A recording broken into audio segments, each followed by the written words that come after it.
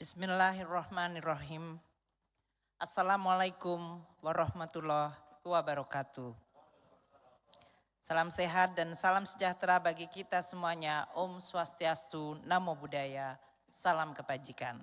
Merdeka. Pimpinan dan para anggota Dewan Perwakilan Rakyat yang kami hormati. Alhamdulillah, puji syukur kehadirat Allah Subhanahu wa Ta'ala. Atas rahmatnya hari ini kita telah sampai pada pembicaraan tingkat 2, pengambilan keputusan terhadap rancangan undang-undang tentang anggaran pendapatan dan belanja negara tahun anggaran 2025. Saya berterima kasih Ketua Badan Anggaran Bapak Said telah menyampaikan laporan yang begitu detail, teliti, baik pada sisi proses maupun substansinya. Terima kasih atas kepemimpinan Pak Said dan seluruh anggota Badan Anggaran. Ibu Bapak sekalian, APBN 2025 adalah APBN transisi yang disusun dengan semangat keberlanjutan, optimisme, namun tetap hati-hati dan waspada terhadap dinamika lingkungan global dan nasional. Pemerintah secara tulus menyampaikan terima kasih dan penghargaan kepada pimpinan dan seluruh anggota Dewan, dari mulai Komisi 1 hingga Komisi 11, Badan Anggaran dan Pimpinan atas persetujuan RAPBN 2025 menjadi undang-undang. APBN 2025 disusun melalui proses pembahasan yang transparan, terbuka, dan konstruktif. Ini menunjukkan demokrasi Indonesia yang sehat dengan check and balance, keterbukaan terhadap masukan, pandangan, dan kritikan yang tetap berjalan, namun kesepakatan tetap dapat diwujudkan. APBN 2025 merupakan instrumen demokrasi yang sungguh penting. Disusun dengan menghormati hak budget DPR RI, dan dengan konsultasi dengan Dewan Perwakilan Daerah. APBN merupakan instrumen kebijakan makro fiskal yang harus tetap dijaga kesehatan dan keberlanjutannya, agar terus mampu melindungi masyarakat dan perekonomian Indonesia secara efektif dan berkeadilan. Sesuai mandatnya, APBN sebagai instrumen keuangan negara utama adalah instrumen andalan untuk mendorong pertumbuhan, pemerataan atau keadilan sosial, dan menjaga stabilitas. Itu adalah esensi fungsi keuangan negara yang tertuang di dalam Undang-Undang Keuangan Negara, alokasi, distribusi, dan stabilisasi.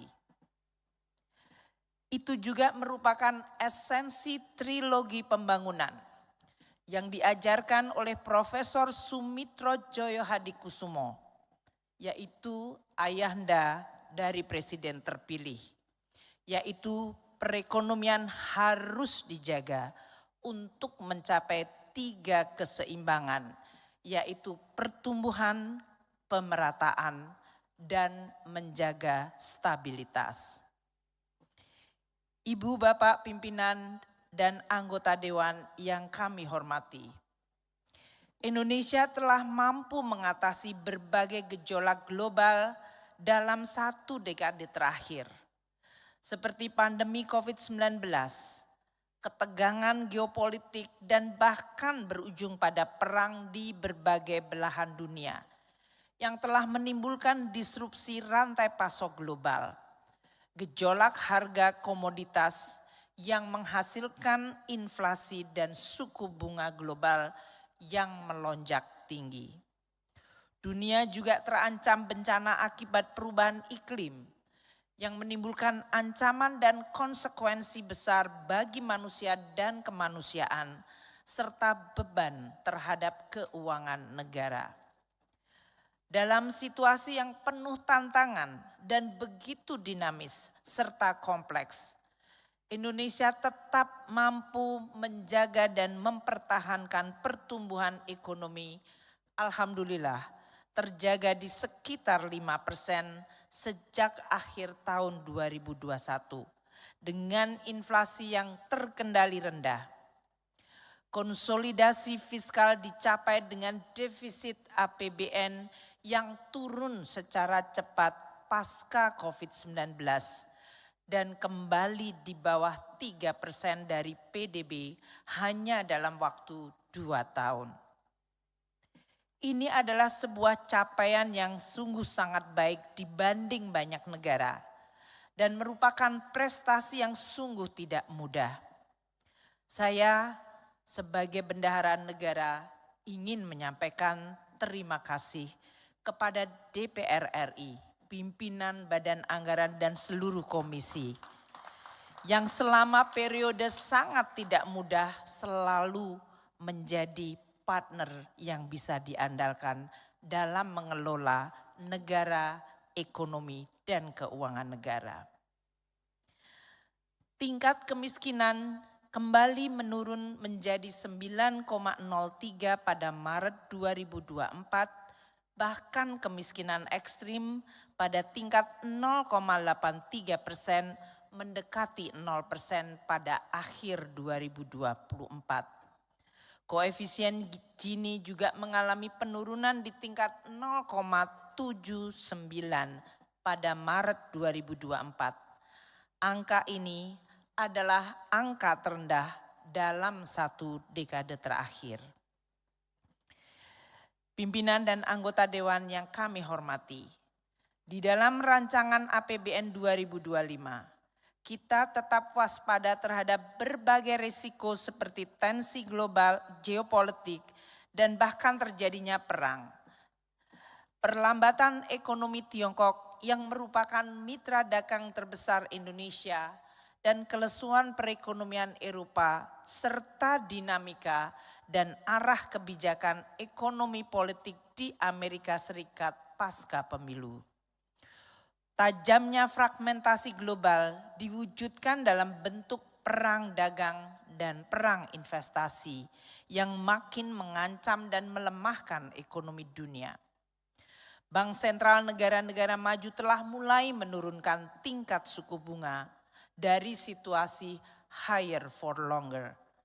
Namun langkah ke depan masih menantang. Tetap memiliki potensi yang menimbulkan volatilitas di pasar keuangan dan arus modal global yang menciptakan risiko terutama bagi negara-negara emerging market. Pertumbuhan ekonomi dunia diproyeksikan tetap lemah di tahun 2024 dan 2025 yaitu 3,2 dan 3,3%. Harga komoditas cenderung volatile di tengah lesunya pertumbuhan ekonomi global. Alhamdulillah neraca perdagangan Indonesia tetap surplus dalam 52 bulan berturut-turut.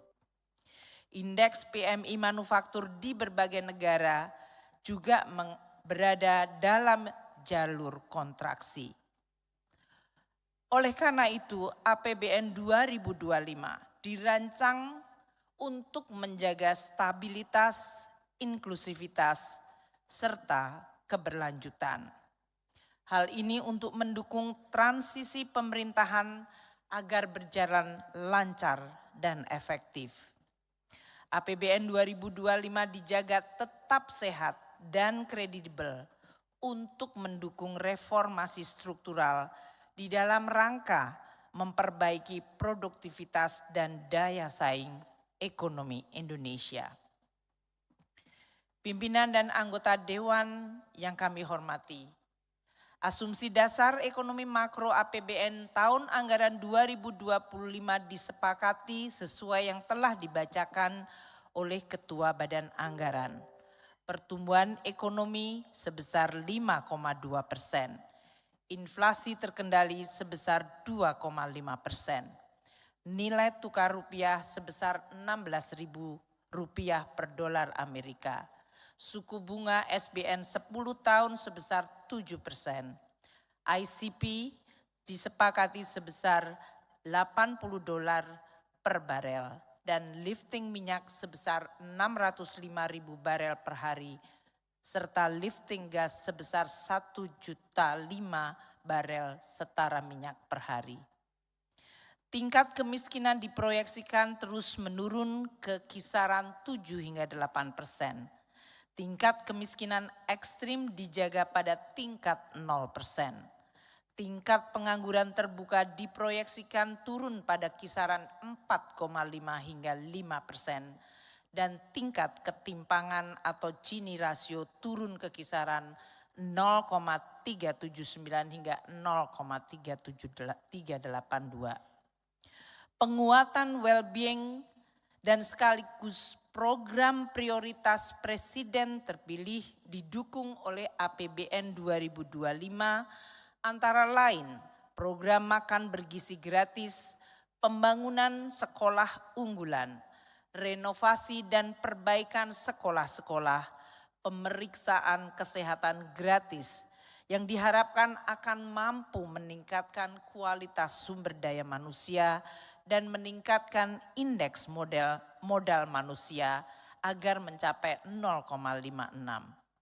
Program prioritas ketahanan pangan seperti program pemberdayaan petani dan nelayan diharapkan dapat memperbaiki indikator nilai tukar petani dan nilai tukar nelayan masing-masing sebesar 115 hingga 120 dan 105 hingga 108 pada tahun 2025. Pimpinan dan anggota Dewan yang kami hormati, pendapatan negara diperkirakan mencapai 3.005,1 triliun.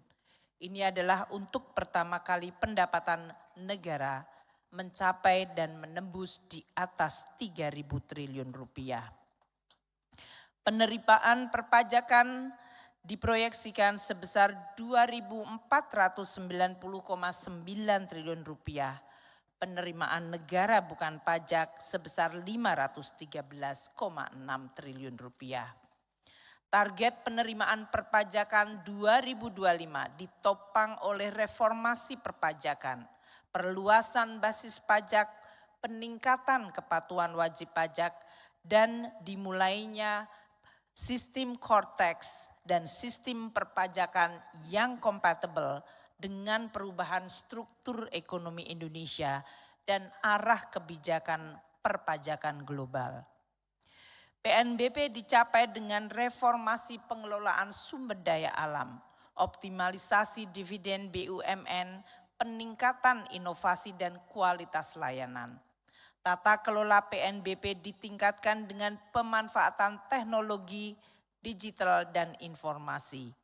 PNBP juga sebagai instrumen regulatori untuk mendorong ekonomi, mendukung dunia usaha, serta meningkatkan kualitas layanan kepada masyarakat.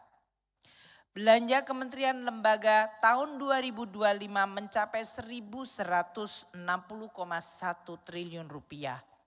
Kami berterima kasih pada pembahasan Banggar yang telah memasukkan berbagai program prioritas dari pemerintahan baru, baik di bidang pendidikan, kesehatan, perlinsos, ketahanan pangan, infrastruktur, hilirisasi industri, peningkatan investasi, dan pengarus utamaan gender.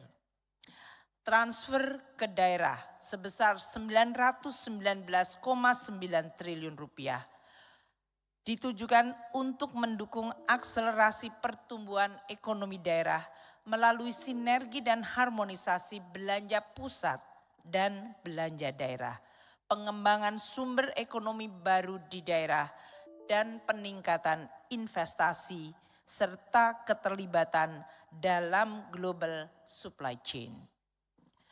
Transfer ke daerah didorong untuk memperkuat keuangan daerah dengan peningkatan kualitas belanja produktif, penguatan sinergi pembiayaan inovatif, dan penguatan local taxing power, serta mempercepat konvergensi antar daerah. Total belanja negara tahun 2025 akan mencapai 3.621,3 triliun rupiah, termasuk sebesar 1.541,4 triliun rupiah belanja non-KL pada belanja pemerintah pusat. Defisit APBN 2025 ditetapkan sebesar 2,53% dari PDB atau sebesar 616,2 triliun rupiah. Tingkat defisit ini adalah moderat dan aman untuk mengakomodasi periode transisi dengan tetap menjaga sustainabilitas dan kesehatan APBN. Pembiayaan utang sebesar 775,9 triliun dikelola secara hati-hati, prudent, dan sustainable dengan pengendalian risiko dalam batas yang manageable. Pembiayaan investasi tahun 2025 sebesar 154,5 triliun rupiah dilaksanakan secara selektif dan hati-hati, termasuk di dalam pemberian PMN kepada BUMN dan BLU dengan tata kelola yang baik agar produktif dan efektif. Pimpinan dan anggota Dewan yang kami hormati, semenjak saya kembali ke Indonesia dan mengemban tugas sebagai Menteri Keuangan, kita telah berkolaborasi, bekerja sama, dan saling mengekspresikan kecintaan kita kepada Indonesia melalui tugas dan tanggung jawab kita masing-masing. Kecamuk perang dagang, perang melawan pandemi COVID, fragmentasi global karena ketegangan geopolitik, serta gejolak harga komoditas global telah membuat kita, Indonesia, lebih kuat. Kita terus bahu-membahu bekerja sama, tidak kenal lelah, memberikan yang terbaik bagi Indonesia. Adalah merupakan suatu kehormatan dan sekaligus privilege untuk saya dipercaya mengemban tugas mulia sebagai bendahara negara, mengelola keuangan negara, menjadi instrumen penting dan diandalkan dalam menjaga Indonesia dan mendukung upaya meraih cita-cita kemerdekaan Republik Indonesia.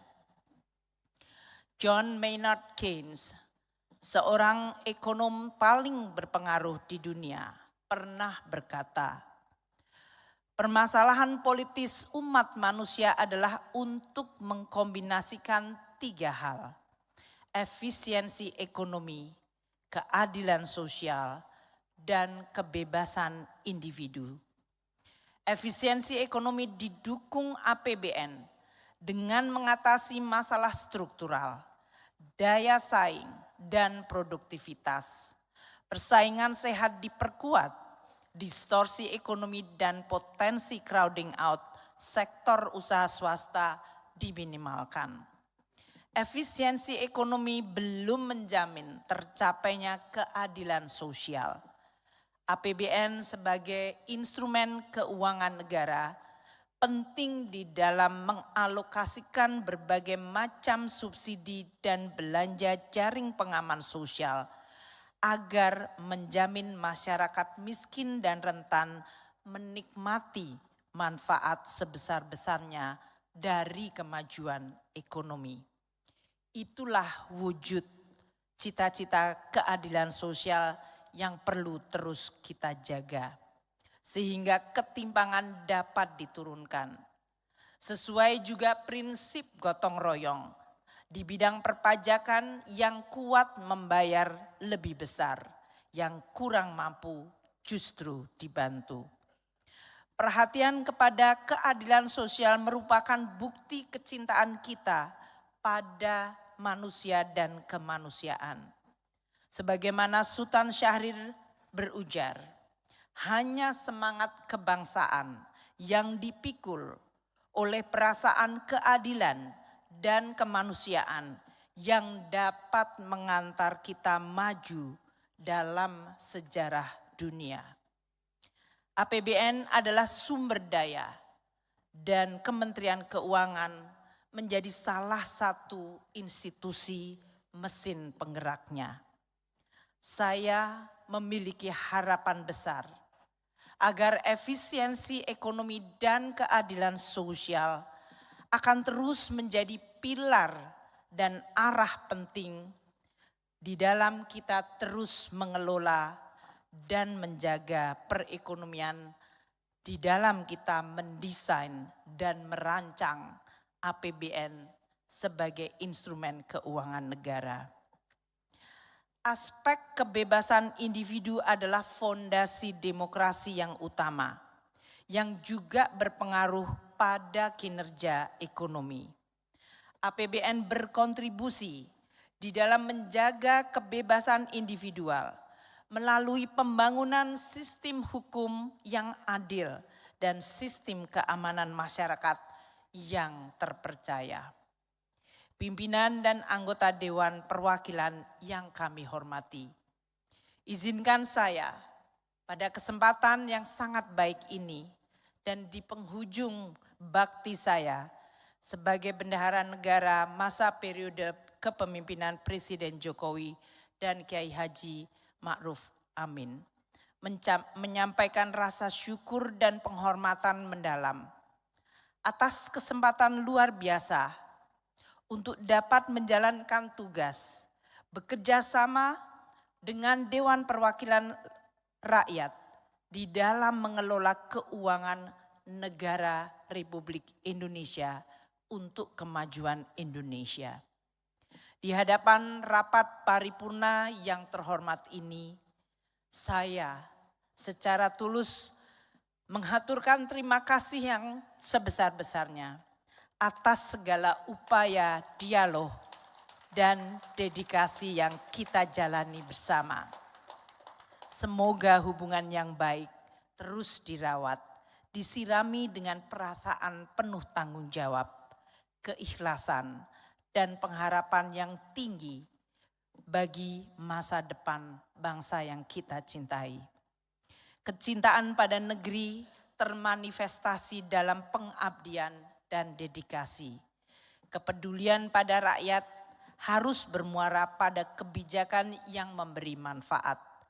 Demokrasi sebagai corak bernegara dari rakyat, oleh rakyat, untuk rakyat, tidak semata-mata berarti absennya corak birokrasi yang bertangan besi, melainkan keterjaminan kebutuhan ekonomi serta ruang mandiri bagi setiap warga negara di seluruh penjuru negeri.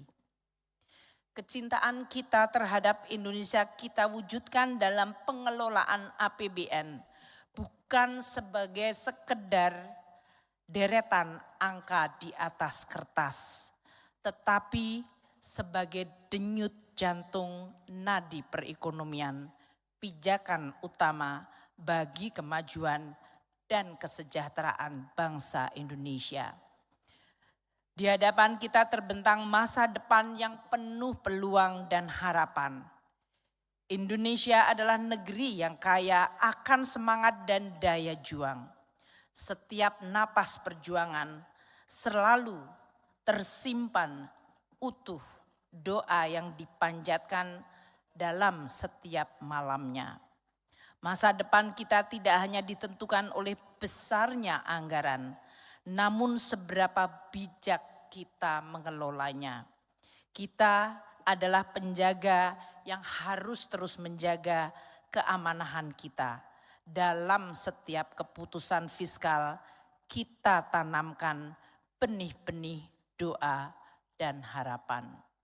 Saya ingin menyampaikan permohonan maaf yang tulus dari lubuk hati saya yang terdalam.